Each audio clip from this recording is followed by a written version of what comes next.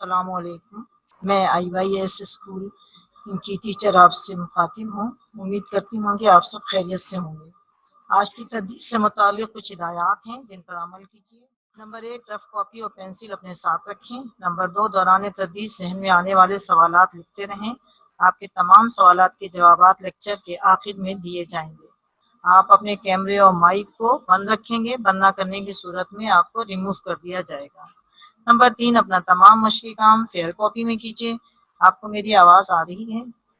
ہم آج جماعت ہشتم کا سبق سر راہ شہادت پڑھیں گے اور سمجھیں گے۔ آپ سب سندھ ٹیکسٹ بک بورڈ جام شروع کی نہم دہم جماعت کی کتاب کا صفحہ نمبر 138 کھولیے۔ اس نظم میں جس شخصیت کو موضوع بنایا گیا ہے وہ حضرت حمزہ رضی اللہ تعالیٰ عنہ ہیں۔ حضرت حمزہ رضی اللہ تعالیٰ عنہ نے غزوہ احد میں شہادت پائی۔ آپ کے والد کا نام حضرت عبد المطلب اور والدہ کا نام حالہ تھا۔ آپ حضور صلی اللہ علیہ وسلم کے چچا تھے۔ آپ بہت بہادر اور دلیر تھے۔ آپ کا لقب اسد اللہ تھا۔ جنگ احد میں بہت بہادری سے لڑتے ہوئے شہید ہوئے اور شہادت کے بعد حضور صلی اللہ علیہ وسلم نے آپ کو سید الشہداء کا لقب دیا۔ اب آ جائیے آپ، اس سے پہلے کہ ہم سبق کا آغاز کریں آپ پیج نمبر 37 کھول لیجیے۔ ہم شاعر کا تعارف پڑھیں گے۔ ابو الحسن حفیظ جالندھری کا اصل نام محمد حفیظ تھا اور وہ حفیظی تخلص کرتے تھے۔ بیٹا آپ لوگ کو پتہ ہے تخلص وہ مختصر نام ہوتا ہے جو شاعر اپنے کلام میں استعمال کرتا ہے، اور ابو الحسن کنیت تھی۔ کنیت وہ نام جو ماں باپ یا بیٹا بیٹی کی نسبت سے بولا جائے وہ کنیت کہلاتی ہے۔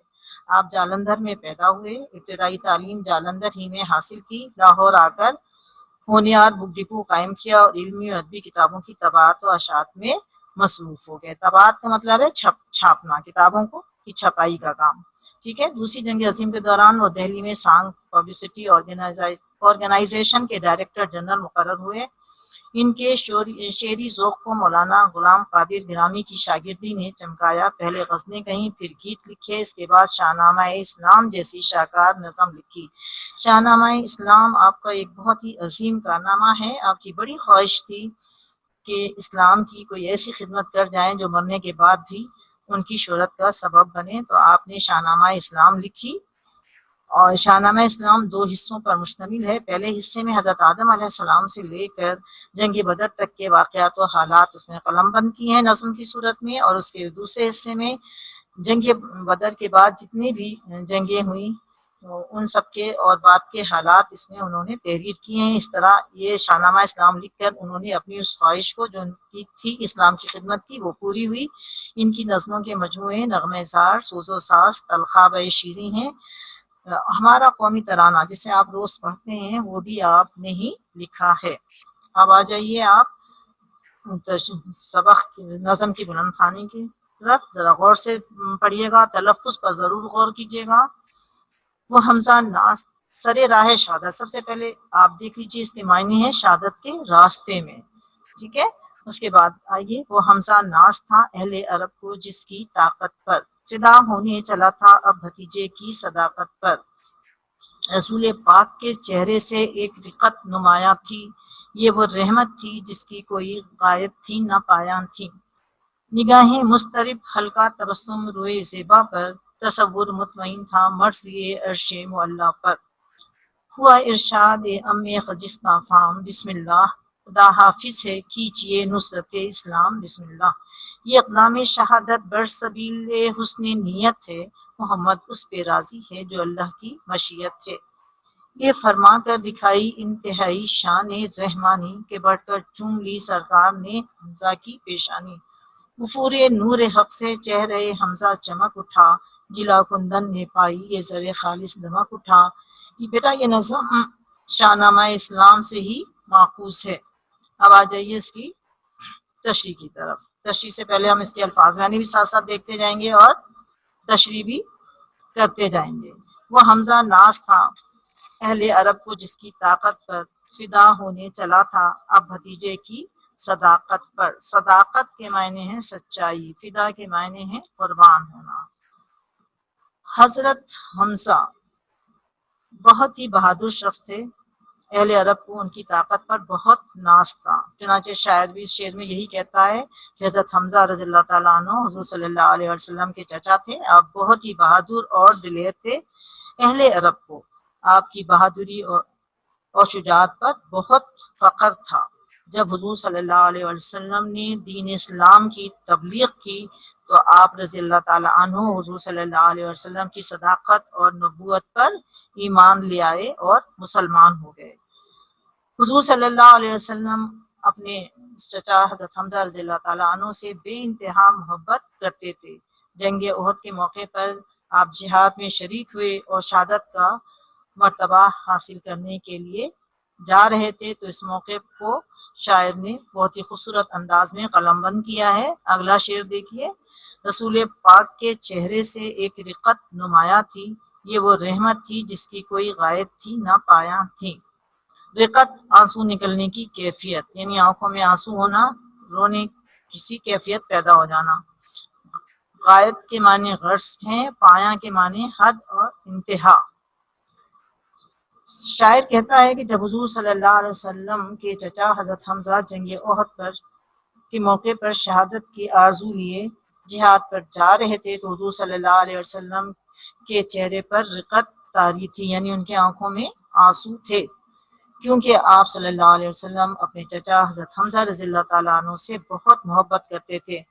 آپ صلی اللہ علیہ وسلم نہ صرف اپنے چچا سے بلکہ تمام صحابہ کرام اور تمام انسانوں سے بھی انتہا محبت کرتے تھے، کیونکہ آپ سارے جہان کے لیے رحمت بن کر تشریف لائے تھے، اس لیے اس رحمت کی نہ کوئی حد تھی اور نہ ہی کوئی انتہا تھی۔ اگلا شعر دیکھیے بیٹا۔ نگاہیں مضطرب، ہلکا تبسم روئے زیبا پر، تصور مطمئن تھا مرضی عرش معلیٰ پر۔ مضطرب کے معنی ہیں بے چین، روئے زیبا حسین چہرہ یا چہرے کا حسن، ٹھیک ہے۔ عرش معلیٰ سب سے اونچے آسمان کو کہتے ہیں، اور اللہ، اس سے مراد اللہ تعالیٰ ہے کہ اللہ تعالیٰ سب سے اونچے آسمان پر موجود ہے۔ اب آئیے تشریح کی طرف۔ شاعر کہتا ہے کہ حضرت حمزہ رضی اللہ تعالیٰ عنہ کی جہاد پر روانگی کے موقع پر حضور صلی اللہ علیہ وسلم کی نگاہوں سے پریشانی جھلکتی نظر آ رہی تھی۔ آپ کچھ پریشان سے تھے، لیکن آپ کے چہرے مبارک پر ہلکی ہلکی مسکراہٹ تھی، اور آپ صلی اللہ علیہ وسلم مطمئن بھی تھے۔ آپ صلی اللہ علیہ وسلم نے اللہ تعالیٰ کی رضا کے سامنے سر جھکا دیا تھا۔ آپ صلی اللہ علیہ وسلم اللہ کی رضا میں راضی تھے، اور اللہ کی رضا میں راضی رہنا ہی مومن کی شان ہے۔ اگلا شعر دیکھیے۔ ہوا ارشاد اے امی خجستہ فام، بسم اللہ، خدا حافظ ہے کیجئے نصرت اسلام، بسم اللہ۔ ارشاد فرمانا، عربی میں چچا کو کہتے ہیں، خجستہ فام برکتوں والا، مبارک، ٹھیک ہے۔ نصرت اسلام، اسلام کی فتح، اسلام کی مدد، ٹھیک ہے۔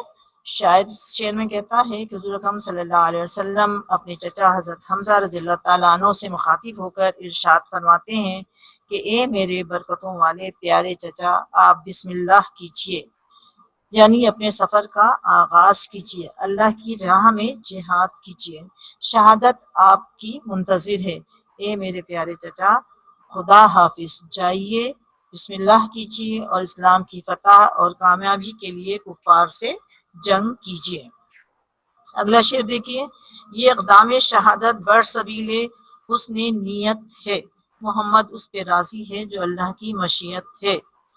بر سبیل اس کے معنی براہ یا بطور، مشیت مرضی، حسن نیت ارادے کی نیکی، ٹھیک ہے۔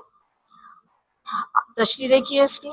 شاعر کہتا ہے کہ جب حضرت حمزہ رضی اللہ تعالیٰ عنہ جہاد کے لیے جا رہے تھے تو حضور صلی اللہ علیہ وسلم آپ سے کہنے لگے، اے میرے پیارے اور قابل احترام چچا، آپ جس مقصد کے لیے جہاد پر جا رہے ہیں یہ آپ کا ایک اچھا ارادہ اور ایک اچھی نیکی ہے، اللہ تعالیٰ آپ کو اپنے مقصد میں کامیابی عطا کریں اور آپ شہادت کی منزل پا لیں۔ اگر رب کی رضا یہی ہے تو محمد صلی اللہ علیہ وسلم بھی اس کی رضا میں راضی ہیں۔ اگلا شعر دیکھیے۔ یہ فرما کر دکھائی انتہائی شان رحمانی کے بڑھ کر چوم لی سرکار نے حمزہ کی پیشانی۔ شان رحمانی حضور صلی اللہ علیہ وسلم کی شان تھی کہ وہ بہت رحیم و کریم تھے، رحمت اللہ عالمین بن کے اس دنیا میں تشریف لائے تھے۔ تو اب اس کی تشریح دیکھیے، شاید کہتا ہے کہ حضور صلی اللہ علیہ وسلم اپنے چچا حضرت حمزہ رضی اللہ تعالیٰ عنہ سے کہتے ہیں کہ آپ شہادت کی جو تمنا لے کر، جو خواہش لے کر میدان جنگ میں جا رہے ہیں، اللہ تعالیٰ آپ کی یہ تمنا اور یہ خواہش پوری کرے۔ اگر اللہ تعالیٰ کی یہی مرضی ہے تو میں بھی اس پر راضی ہوں۔ یہ فرما کر آپ صلی اللہ علیہ وسلم نے اپنی رحمانی شان کا مظاہرہ کرتے ہوئے آگے بڑھ کر اپنے چچا حضرت حمزہ رضی اللہ تعالیٰ عنہ کی پیشانی چوم لی، کیونکہ آپ صلی اللہ علیہ وسلم اپنے چچا سے بہت زیادہ محبت کرتے تھے، یہ چچا آپ کو بہت زیادہ عزیز تھے۔ آخری شعر دیکھیے، وفور نور حق سے چہرہ حمزہ چمک اٹھا، جلا کندن نے پائی یہ زر خالص چمک اٹھا۔ وفور کا مطلب ہے کثرت یا زیادہ ہونا، جلا کے معنی ہیں چمک اٹھنا، زر خالص خالص سونے کو کہتے ہیں، دمک اٹھنا چمک اٹھنا، ٹھیک ہے۔ شاعر کہتا ہے کہ حضرت حمزہ رضی اللہ تعالیٰ عنہ کا شمار قبیلہ قریش کے بہادر لوگوں میں ہوتا تھا۔ اسلام لانے کے بعد آپ نے اپنی ساری زندگی اسلام کے لیے وقف کر دی اور اللہ تعالیٰ کی راہ میں قربان ہونا اپنی زندگی کا مقصد بنا لیا۔ چنانچہ جہاد پر جاتے وقت جب حضور صلی اللہ علیہ وسلم نے آپ رضی اللہ تعالیٰ عنہ کی پیشانی کو چومی تو حضرت حمزہ رضی اللہ تعالیٰ عنہ کا چہرہ نور سے چمک گیا۔ آپ صلی اللہ علیہ وسلم کی شخصیت جو ایک خالص سونے کے مانند تھی، کندن کے مانند بن گئی۔ چلیں بیٹا آگے دیکھیے، اب یہ الفاظ معنی ہیں، یہ دیکھ لیجئے۔ برسبیل، براہ، بطور بھی کہہ سکتے ہیں، پایا، حد، انتہا، تبسم، مسکراہٹ، جلا پانا، چمک اٹھنا، حسن نیت، ارادے کی نیکی، خجستہ فام، برکت والا، مبارک، روئے زیبا، حسن چہرہ یا حسین چہرہ بھی کہہ سکتے ہیں، کندن، خالص سونا، ٹھیک ہے۔ اس کا فوٹو شاٹ اسکرین شاٹ لے لیجئے اس کا۔ اب آ جائیے اس کے مرکزی خیال کی طرف۔ شاعر کا نام آپ کو معلوم ہے، حفیظ جالندھری ہے۔ اب دیکھیے اس کا مرکزی خیال کہ اس نظم میں شاعر نے جس نقطے کی طرف قارئین کی توجہ دلائی ہے وہ حضور صلی اللہ علیہ وسلم کے چچا حضرت حمزہ رضی اللہ تعالیٰ عنہ کی بہادری، ان کا جذبہ شہادت اور حضور صلی اللہ علیہ وسلم سے ان سے محبت ہے۔ غزوہ احد کے موقع پر جب حضرت حمزہ رضی اللہ تعالیٰ عنہ شہادت کی تمنا لے کر جہاد پر جا رہے تھے تو حضور صلی اللہ علیہ وسلم نے بہت محبت، عزت اور شان کے ساتھ آپ کو رخصت کیا۔ اس وقت آپ صلی اللہ علیہ وسلم کے چہرے پر رقت بھی تھی اور لبوں پر مسکراہٹ بھی۔ آپ صلی اللہ علیہ وسلم مطمئن بھی تھے اور اللہ کی رضا میں راضی بھی تھے۔ اب آ جائیے مطلع کی تعریف، اس کی آپ اسکرین شاٹ لے لیجئے گا۔ آپ اس کو ذرا دیکھیے کہ غزل و قصیدے کے پہلے شعر کو مطلع کہا جاتا ہے۔ مطلع کے معنی اطلاع دینا یا شروع کرنا، ٹھیک ہے۔ اس کے لیے ضروری ہے کہ مصروں کے دونوں مصرے مطلب کہ دونوں مصروں کا ہم قافیہ ہونا ضروری ہے۔ جب تک اگر دونوں مصرے ہم قافیہ نہ ہوں تو وہ مطلع کی تعریف پر پورے نہیں اترتے ہیں۔ جیسے میر تقی میر کی ایک غزل کا مطلع یاد دیا ہوا ہے، فقیرانہ آئے صدا کر چلے، میاں خوش رہو ہم دعا کر چلے۔ اس مطلع میں صدا اور دعا قافیہ ہیں، یعنی دونوں مصروں میں قافیے موجود ہیں، جبکہ کر چلے ردیف ہے، ردیف کے بغیر بھی مطلع ہو سکتا ہے، یعنی قافیہ ضروری ہے مطلع کے لیے، ردیف ضروری نہیں ہے۔ آپ کو معلوم ہے ردیف وہ الفاظ ہوتے ہیں جو کسی بھی شعر میں ایک جیسے الفاظ جو کہ بار بار آتے ہیں وہ ردیف کہلاتے ہیں۔ جیسے یہاں پہ کر چلے، یہ ردیف ہے، اس پوری غزل میں کر چلے آپ کو ملے گا، تو یہ کر چلے کیا ہے؟ ردیف ہے، صدا اور دعا قافیہ ہے۔ تو مطلع کے لیے قافیے کا ہونا ضروری ہے، ردیف کا ہونا ضروری نہیں ہے۔ جیسے علامہ اقبال کا یہ مطلع ہے، بغیر ردیف کے ہے، دیکھیے آپ۔ پھر چراغ لالا سے روشن ہوئے کوہ و دمن، مجھ کو پھر نغموں پہ اکسانے لگا مرغ چمن۔ کوہ و دمن اور مرغ چمن قافیہ ہے، اس کے اندر ردیف نہیں ہے، یعنی سمجھ میں آ گیا ہوگا کہ قافیہ مطلع کے لیے قافیہ ضروری ہے، ردیف کا ہونا ضروری نہیں ہے۔ چلیں اس کی بھی آپ استعارہ کی تعریف دیکھ لیجئے، اس کا اسکرین شارٹ لے لیجیے. اور اس سے پہلے کہ میں استعارہ کی تعریف کروں، پہلے میں آپ کو بتاؤں کہ تشبیہ کسے کہتے ہیں. تشبیہ کسی ایک چیز کو کسی دوسری چیز کے مانند قرار دینا. مثلاً اگر ہم یہ کہیں کہ ٹیپو سلطان شیر کی طرح بہادر تھا، تو یہ کیا ہے؟ یہ تشبیہ ہے. اگر یہ کہیں کہ احمد حاتم کی طرح سقی ہے، تو یہ کیا ہے؟ یہ تعریف، یہ تشبیہ ہے. لیکن اگر ہم یہ کہیں کہ کسی بہادر شخص کو دیکھ کر یہ کہیں کہ دیکھو وہ دیکھو شیر آ رہا ہے، تو یہ کیا ہے؟ استعارہ ہے. یعنی ہم نے یہاں پر اس کی شیر کی جو صفات ہیں بہادری کی، وہ ہم نے اس سے مانگی ہیں، ادھار لی ہیں.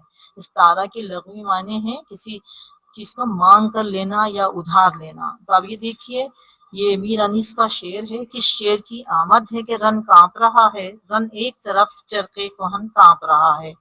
رن میدان جنگ کو کہتے ہیں اور چرخے کہن آسمان کو کہتے ہیں. تو حضرت عباس جو کہ بہت زیادہ بہادر تھے، جب وہ کسی میدان میں آتے تھے تو ان کو دیکھ کر نہ صرف میدان جنگ بلکہ آسمان تک کانپ جاتا تھا. تو اس شعر میں میر انیس نے واقع کربلا کے ذکر میں حضرت عباس رضی اللہ تعالیٰ عنہ کی میدان جنگ میں تشریف آوری کا نقشہ کھینچا ہے. ان کی بہادری، ہیبت اور عزم و حوصلے کی عظمت بیان کرتے ہوئے شیر کی جرأت و بہادری کی مثال دی گئی ہے. شیر ایک درندہ ہے، لیکن اس کی بہادری اور شجاعت کی صفت سامنے رکھتے ہوئے حضرت عباس رضی اللہ تعالیٰ عنہ کی بہادری اور شجاعت بیان کی گئی ہے. یعنی شیر کا لفظ اپنے اصلی اور حقیقی معنوں میں استعمال نہیں کیا گیا ہے. اس طرح جو مثال یا تشبیہ دی جاتی ہے، اسے ادب میں استعارہ کہتے ہیں.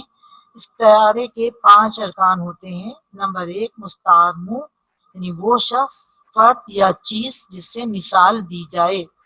مستعار لہ، وہ شخص، فرد یا چیز جس کے لیے مثال دی جائے. تو پہلا ذرا دیکھیے، مستعار منہ، وہ شخص، فرد یا چیز جس سے مثال دی جائے. کس سے مثال دی جا رہی ہے؟ شیر سے. تو شیر کیا ہے؟ مستعار منہ ہے. اور وہ شخص، فرد یا چیز جس کے لیے مثال دی جا رہی ہے وہ مستعار لہ کہلاتا ہے. اور یہاں پر کس کے لیے مثال دی جا رہی ہے؟ حضرت عباس رضی اللہ تعالیٰ عنہ کے لیے. تو وہ کیا ہے؟ مستعار لہ. وجہ جامع، وہ صفت یا خوبی جو دونوں میں موجود ہے. یعنی کیوں دی جا رہی ہے؟ یعنی وہ خوبی شعر میں بھی موجود ہے اور حضرت عباس میں بھی، یعنی ان کی شجاعت اور بہادری. شعر بھی بہت بہادر ہوتا ہے اور حضرت عباس رضی اللہ تعالیٰ عنہ بھی انتہائی بہادر تھے، دلیر تھے. اب ہے مستعار، وجہ جامع یا خوبی جو دونوں میں موجود ہو، یعنی شجاعت اور بہادری. کیوں مستعار لیا ہے، ادھار لیا ہے؟ یعنی شعر کے اندر بھی بہادری ہوتی ہے اور حضرت عباس رضی اللہ تعالیٰ عنہ بھی بہادر تھے. غرض استعارہ، وہ غرض یا مقصد جس کے لیے استعارہ استعمال کیا گیا ہے، یعنی حضرت عباس کی شجاعت اور بہادری کو بیان کرنا. شعر کیوں کہا گیا ہے؟ کہ وہ بھی شعر کی طرح ہی شجاعت مند اور بہادر تھے. اب آ جائیے قصر الانتخابی سوالات کی طرف. دیکھیے نمبر 1 نظم سر راہ شہادت کے شاعر ہیں میر تقی میر، علامہ اقبال، حفیظ جالندھری، دلاور فغان. دوسرا ہے نظم سر راہ شہادت ماخوذ ہے بانگ درا سے، ضرب کلیم سے، ارمغان حجاز سے، شاہنامہ اسلام سے. تیسرا ہے حضرت حمزہ رضی اللہ تعالیٰ عنہ رسول اللہ صلی اللہ علیہ وسلم کے تھے ماموں، خالو، چچا، تایا. حضرت حمزہ رضی اللہ تعالیٰ عنہ کا اقدام شہادت تھا قلب اسلام پر، شکست باطل پر، حسن نیت پر، جنگ میں فتح پر. اس کو دیکھیے گا بیٹا، یہ شعر ہمارے پاس موجود ہے اور شعر میں جو کچھ کہا گیا ہے اس حوالے سے آپ کو اس کا جواب دینا ہے. ٹھیک ہے، آگے دیکھیے. اہل عرب کو امیر حمزہ رضی اللہ تعالیٰ عنہ کی اس خوبی پر ناز تھا، خوش اخلاقی پر، شان و شوکت پر، طاقت پر، رحم دلی پر. کے بعد وہ صحابی جن کے شوق شہادت سے خوش ہو کر حضور صلی اللہ علیہ وسلم نے ان کی پیشانی چومی، حضرت طلحہ رضی اللہ تعالیٰ عنہ ہیں، حضرت حمزہ رضی اللہ تعالیٰ عنہ ہیں، حضرت مصعب رضی اللہ تعالیٰ عنہ ہیں، حضرت خالد رضی اللہ تعالیٰ عنہ ہیں. یہ آپ اسکرین شاٹ لے لیجئے اور بہت ہی صاف ستھرے انداز میں اس کو آپ نے کاپی پہ کرنا ہے. اور اس کو کاپی کے آپ کو بتا رہی ہوں کہ 3 پورشن آپ کر لیجئے گا. پہلے حصے کو آپ نے حصہ نثر بنانا ہے، دوسرے میں آپ نے حصہ نظم اور تیسرے میں آپ نے انشاء. قواعد کا کام ہم چیپٹر کے ساتھ ساتھ کریں گے، قواعد کے لیے ہمیں الگ پورشن بنانے کی ضرورت نہیں ہے۔